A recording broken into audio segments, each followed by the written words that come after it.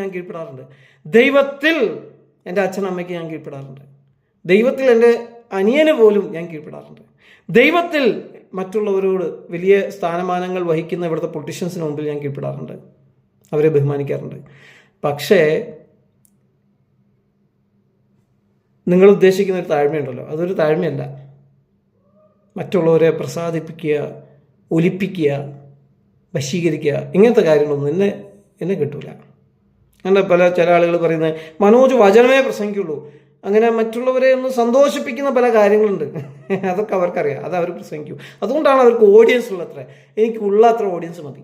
പക്ഷെ ആ വചനം, സത്യമായിട്ടുള്ള വചനം ജീവനായി ശക്തിയായി എൻ്റെ ജീവിതത്തിൽ വ്യാപരിക്കുന്ന പോലെ എൻ്റെ വചനം കേൾക്കുന്ന, എന്നിലൂടെ വചനം മനസ്സിലാക്കുന്നവർക്കും ഉണ്ടാകുമെന്ന് ഞാൻ വിശ്വസിക്കുന്നു.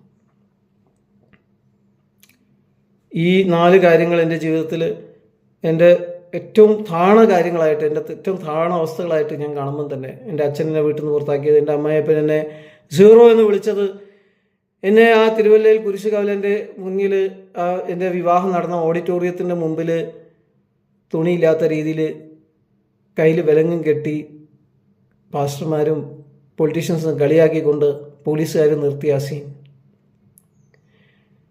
അമേരിക്കൻ കൗൺസിലേറ്റിന് മുമ്പിൽ അവർ ഒരു വിസിറ്റേഴ്സ് വിസയ്ക്ക് വേണ്ടി ഞാൻ അപേക്ഷിച്ചപ്പോൾ എനിക്ക് തന്ന ഇൻസൾട്ട്, പണമില്ല എന്ന് പറഞ്ഞിട്ട് അവർക്ക് കൊടുത്ത ആ സല്യൂട്ട് ഒരിക്കലും ഞാൻ മറക്കൂല. അത് ഈ രാജ്യത്തിലും മറക്കൂല, ഇനി വരാനിരിക്കുന്ന രാജ്യത്തിലും ഞാൻ മറക്കൂല.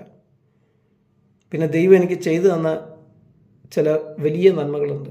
അതിലേറ്റവും പ്രധാനപ്പെട്ടത്, അത് ആർക്കും മാറ്റാൻ സാധിക്കാത്തത്, എൻ്റെ മകൾ ജനിച്ച ആ ദിവസം. എൻ്റെ മകൾ ജനിച്ച ആ ദിവസം അന്ന് ഞാൻ ഒരുപാട് പ്രാർത്ഥിച്ചിട്ടുണ്ട് ദൈവത്തോട്. അതും ആ ഒരു നന്മ, വിവാഹത്തിൻ്റെ നന്മ ഒരുപക്ഷെ ഇവർ തിന്മയാക്കി നശിപ്പിച്ചിട്ടുണ്ടാവാം. എന്നാൽ എൻ്റെ മകൾ ജനിച്ച ആ ദിവസം, അന്ന് എനിക്ക് ദൈവം തന്ന നന്മ, അന്ന് ഞാൻ ഒരുപാട് പ്രാർത്ഥിച്ചിട്ടുണ്ട്. അതിന് 9 മാസം ഞാൻ മുഴുവനായിട്ടും പ്രാർത്ഥനയിലായിരുന്നു. എൻ്റെ ഭാര്യയെ ശുശ്രൂഷിക്കുക, പ്രാർത്ഥിക്കുക, എന്നെ ദൈവം ഏൽപ്പിച്ച ശുശ്രൂഷകൾ ചെയ്യുക, അത് മാത്രമേ ഞാൻ ചെയ്തിട്ടുള്ളൂ ആ സമയങ്ങളിൽ. അന്ന് കർത്താവിനോട് പറഞ്ഞു, യോഹന്നാൻ സ്നാപകനെ പോലെ ഒരു വ്യക്തിയായിരിക്കും, കർത്താവിൻ്റെ വഴി ഒരുക്കുന്ന ഒരു വ്യക്തിയായിരിക്കും എൻ്റെ മകൾ. അവൾക്ക് പേരിടാനുള്ള സമയം വന്നപ്പോൾ ഞാനും ഭാര്യയും കൂടെ ഇരുന്ന്, അവൾക്ക് കുറച്ചും കൂടെ ഒരു മോഡേൺ ആയിട്ടുള്ള പേര് വേണം, യോഹന്നാൻ എന്നൊക്കെ പേരിടാൻ പറ്റും, കുട്ടി ഏതാന്ന് പോലും നമുക്കറിയില്ല, ആണാണോ പെണ്ണാണോ, യോഹന്നായോ യോഹന്നാനോ. ഞാൻ പറഞ്ഞു, നീ തിരഞ്ഞെടുത്തോ. യോഹന്നാൻ്റെ പര്യായങ്ങളായിരിക്കുന്ന പല പേരുകളും നോക്കി അതിൽ സെയിൻ എന്ന് പറയുന്ന പേര് ഇഷ്ടപ്പെട്ടു. അത് ഹിന്ദുക്കൾക്കും ക്രിസ്ത്യാനികൾക്കും മുസ്ലിംസിനും ജൈനമതക്കാർക്കും എല്ലാവർക്കും ഈ പേരുണ്ട്, സെയിൻ. ഹീബ്രു ഭാഷ, ഗ്രീക്ക് ഭാഷ, നമ്മൾ പഠിച്ചിട്ടുള്ള പല ഭാഷകൾ, ഭാരതീയ ഭാഷകൾ, അതിലൊക്കെ ഈ സെയിന് നല്ല നല്ല അർത്ഥങ്ങളുണ്ട്. ഈ സെയിൻ എന്ന് പറയുന്ന വാക്കിൻ്റെ ഗ്രീക്ക് അർത്ഥം ലൈഫ് എന്നാണ്. അത് ഞാൻ പിന്നീട് മനസ്സിലാക്കുന്നത്. ദൈവത്തിൻ്റെ ദാനം എന്നാണ് യോഹന്നാൻ എന്ന് പറയുന്ന വാക്കിൻ്റെ അർത്ഥം. അതെനിക്ക് നേരത്തെ അറിയാമായിരുന്നു. പക്ഷേ സെയിൻ അതിൻ്റെ പര്യായമാകുമ്പോൾ അത് ദൈവത്തിൻ്റെ ദാനമാകുന്ന ജീവൻ എന്നാണ് ഞാൻ ആ പേരിനെ കുറിച്ച് മനസ്സിലാക്കുന്നത്. Life that is gift of God. ആ കുഞ്ഞിനെ അവസാനമായി ഞാൻ കാണുന്നത് കോടതിയിൽ വെച്ചാണ്. അന്ന് ഞാൻ അവൾക്ക് വേണ്ടി പ്രാർത്ഥിച്ചു. അതിനു മുമ്പേ ഞാൻ കാണുന്നത് എൻ്റെ വീട്ടിൽ നിന്ന് എൻ്റെ ഭാര്യ കുട്ടിയും കൊണ്ട് പോകുന്ന സമയത്താണ്. ഓഗസ്റ്റ് മാസം 14-ാം തീയതി 2020. അന്ന് എന്തോ എൻ്റെ മനസ്സിൽ തോന്നി. ഞാൻ സെയിനെ അടുത്തേക്ക് വിളിച്ചു. ഒരു പാർക്കിലേക്ക് പോകാമെന്നൊക്കെ പറഞ്ഞിട്ടാണ്, നല്ല ഒരുങ്ങിച്ചൊക്കെ പോവുകയാണ് രണ്ടുപേരും. പക്ഷെ ഉച്ചയ്ക്ക് ആ ഒരു 12 മണി സമയത്ത് ഞാൻ അവളുടെ തലയിൽ കൈവച്ചു. എൻ്റെ മനസ്സിന് ഒറ്റ വാക്കാണ് വന്നത്, ഷാലോം. എനിക്ക് അവൾ ഉപ്പ തന്നു, പോയി. ശേഷമുള്ള കാര്യങ്ങളൊക്കെ എൻ്റെ ജീവിതത്തിൽ വളരെ നെഗറ്റീവ് ആണെങ്കിലും ദൈവം സെയിനെ ഞങ്ങൾക്ക് ദാനമായി തന്നു എന്ന് ഞാൻ വിശ്വസിക്കുന്നു. അവൾ എവിടെയായിരുന്നാലും ദൈവം അവളെ പരിപാലിക്കും എന്ന് ഞാൻ വിശ്വസിക്കുന്നു. അവളെക്കുറിച്ചുള്ള വാഗ്ദത്തങ്ങൾ ദൈവം നിറവേറ്റുമെന്ന് ഞാൻ വിശ്വസിക്കുന്നു. അത് പിന്നെ രൂത്ത് എൽസിയും അവളുടെ പിതാവും അവളുടെ ചർച്ചിലെ പാസ്റ്റർമാരും ആഗ്രഹിക്കുന്ന കാര്യമായിരിക്കുമല്ലോ. അവരത് ചെയ്യട്ടെ, പ്രാർത്ഥിക്കട്ടെ. എനിക്ക് എൻ്റെ മകളെ കാണാനോ അവളെ ശുശ്രൂഷിക്കാനോ അവളുടെ കൂടെ കുറച്ച് സമയങ്ങൾ നല്ലത് ചിലവഴിക്കാനോ കിട്ടിയില്ല. 5-ാമത്തെ വയസ്സ് വരെ കിട്ടിയ സമയങ്ങൾ എല്ലാ ദിവസവും വൈകുന്നേരം ടെറസിന് മുകളിൽ ഞാനും സെയിനും കൂടെ കളിക്കും. അത് സാക്ഷിയിൽ എല്ലാ ആളുകളും കണ്ടിട്ടുണ്ട്. ഒരു പ്രൈവറ്റ് റൂമിലൊന്നുമല്ല. ചില ആളുകൾ പറയും കണ്ണ് തട്ടിയായിരിക്കും. കണ്ണ് തട്ടിയാലും കാത് തട്ടിയാലും ചെവി തട്ടിയാലും വായ തട്ടിയാലും എനിക്കതൊന്നും പ്രശ്നമില്ല. I got A very good time with my daughter. ആ ടെറസിന് മുകളിൽ എല്ലാ ദിവസവും ആ 3 വർഷം ഹൈഡ് ആൻഡ് സീക്ക്, ടച്ച്, പല രീതിയിലുള്ള കളികൾ, ഫുട്ബോൾ, ക്രിക്കറ്റ് എല്ലാം ഞങ്ങൾ കളിച്ചിട്ടുണ്ട്. കുട്ടിയെ നല്ല രീതിയിൽ ഒരു മിടുക്കിയായി വളർത്തണമെന്നൊരു ആഗ്രഹം ഉണ്ടായിരുന്നു. അത് നടന്നില്ല, ദൈവത്തിൻ്റെ ഇഷ്ടം. പക്ഷെ എന്തായിരുന്നാലും അവൾ എവിടെയായിരുന്നാലും അവളൊരു അനുഗ്രഹമായിരിക്കുമെന്ന് ഞാൻ വിശ്വസിക്കുന്നു. ഈ തെറ്റിക്കിടക്കുന്ന ബന്ധങ്ങൾ മൂലമുള്ള പ്രയാസങ്ങൾ, പ്രതിസന്ധികൾ തീർച്ചയായിട്ടും അവളുടെ മനസ്സിലുണ്ടാകും. അത് അവളെ ബാധിക്കാതിരിക്കേണ്ടതിന് ഞാൻ നിത്യമായി പ്രാർത്ഥിക്കുന്നു. ദൈവം എല്ലാവരെയും സഹായിക്കട്ടെ, അനുഗ്രഹിക്കട്ടെ. ഇതൊരു സാക്ഷ്യം പോലെയാണ് ഞാൻ ഈ വീഡിയോ ചെയ്തിരിക്കുന്നത്. ഞാൻ പറഞ്ഞില്ലേ, ചില 3 കാര്യങ്ങളുണ്ട്, അത് ഞാനും മറക്കാൻ പോകുന്നില്ല. ഈ ഒരു കാര്യം എൻ്റെ മകളെ ദൈവം എനിക്ക് തന്ന ആ ദിവസവും അതും ഞാൻ ഒരിക്കലും മറക്കാൻ പോകുന്നില്ല. ദൈവം അനുഗ്രഹിക്കട്ടെ, ദൈവം സഹായിക്കട്ടെ. ഈ ലോകത്തിൽ നമ്മൾ ഒറ്റയ്ക്കായിരിക്കും. അവസാനം വരുമ്പോഴും നമ്മൾ എത്ര നമുക്ക് കുടുംബാംഗങ്ങളും ആളുകളും ഒക്കെ ഉള്ള ആളുകളാണെങ്കിലും വലിയ നേതാക്കന്മാരാണെങ്കിലും നമ്മൾ ഒറ്റപ്പെടും. അന്ന് നമുക്കുണ്ടാവുക ദൈവം മാത്രമാണ്. ആ ദൈവത്തെ അറിയുകയും അവനെ അന്വേഷിക്കുകയും അവനുമായി ബന്ധം സ്ഥാപിക്കുകയും ചെയ്യുക. ആ ബന്ധം ഒരിക്കലും മാറിപ്പോവില്ല. നിങ്ങൾ ക്രിസ്ത്യാനികളുടെ പള്ളിയിൽ പോയാലും ഇല്ലെങ്കിലും, നിങ്ങൾ ക്രിസ്ത്യാനികളുടെ കൂടെ അവർ ചെയ്യുന്ന പല കാര്യങ്ങൾ ചെയ്താലും ഇല്ലെങ്കിലും, ഈ ബന്ധം നിങ്ങൾ ദൈവവുമായിട്ട് വ്യക്തിപരമായിട്ട് നിങ്ങളുടെ ഹൃദയത്തിൽ സ്ഥാപിച്ചെടുത്തിട്ടില്ലെങ്കിൽ, ആ ക്രൂശിലെ സ്നേഹം നിങ്ങൾ മനസ്സിലാക്കിയിട്ട്, നിങ്ങൾ പാപിയാണെന്നുള്ള അവസ്ഥ മനസ്സിലാക്കിയിട്ട് ആ ദൈവവുമായിട്ട് നിങ്ങൾ ഇതുവരെയും ചേർന്നിട്ടില്ലെങ്കിൽ വലിയൊരു നഷ്ടമാണ്. നിത്യമായ ഒരു നഷ്ടമാണ് നിങ്ങൾക്കുണ്ടാവുക. ദൈവത്തെ വിഗ്രഹങ്ങളെ കൊണ്ട് നമുക്ക് റെപ്രസെൻ്റ് ചെയ്യാൻ പറ്റില്ല. ജീവനുള്ള ദൈവമാണ്.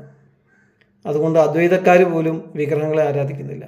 ഇനി അദ്വൈതക്കാരനാണെങ്കിലും അതിലൊരു വലിയ പ്രശ്നമുണ്ട്. ആ പ്രശ്നം എന്താണെന്ന് ചോദിച്ചാൽ, പ്രപഞ്ചത്തിനൊരു ആരംഭമുണ്ട്, അവസാനമുണ്ടെന്ന് സയൻസ് വരെ തെളിയിച്ചിരിക്കുന്ന ഒരു കാലഘട്ടത്തിലാണ് നമ്മൾ ജീവിക്കുന്നത്.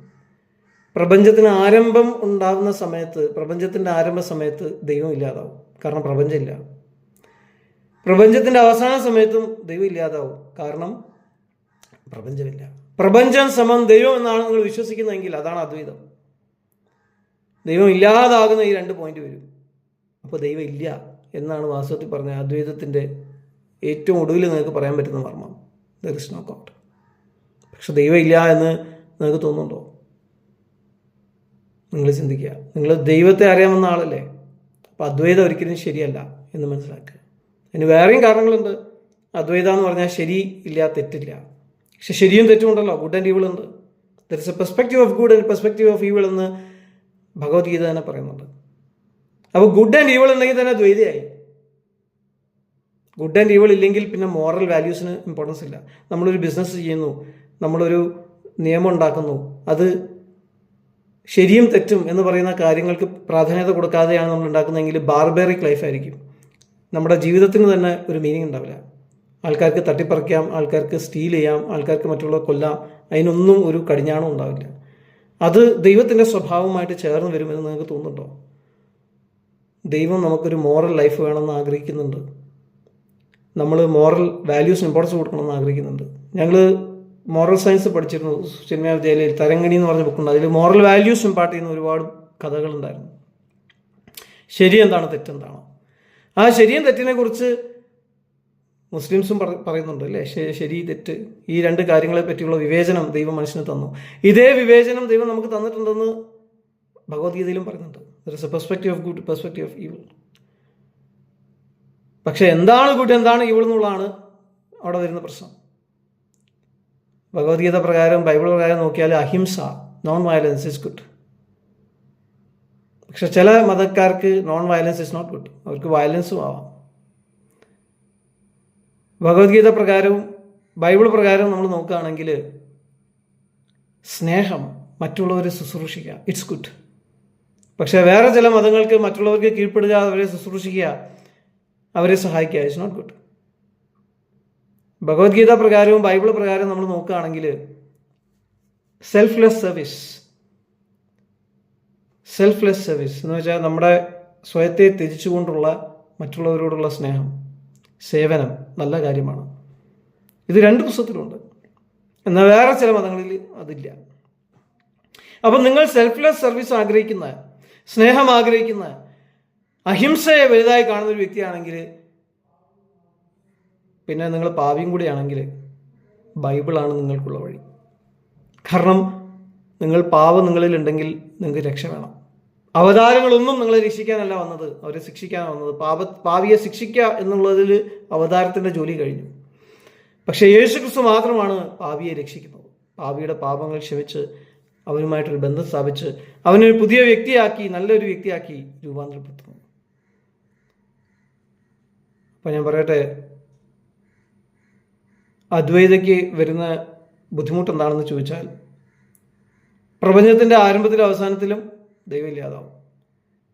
മാത്രമല്ല, ദ്വൈത നമുക്ക് ശരി തെറ്റ് മോറൽ വാല്യൂസ് എല്ലാത്തിലും നമുക്ക് കാണാനായിട്ട് സാധിക്കും. ദ്വൈതയാണ് ശരി, ദൈവം സൃഷ്ടാവും നമ്മൾ സൃഷ്ടിയാണ്. ദ്വൈതയാണ് ശരിയെങ്കിൽ ഭക്തിമാർഗത്തിൽ കൂടെ മാത്രമേ ദൈവത്തെ അറിയാൻ പറ്റുള്ളൂ. പക്ഷെ അവിടെ വരുന്ന വലിയൊരു പ്രശ്നം എന്താണെന്ന് ചോദിച്ചാൽ,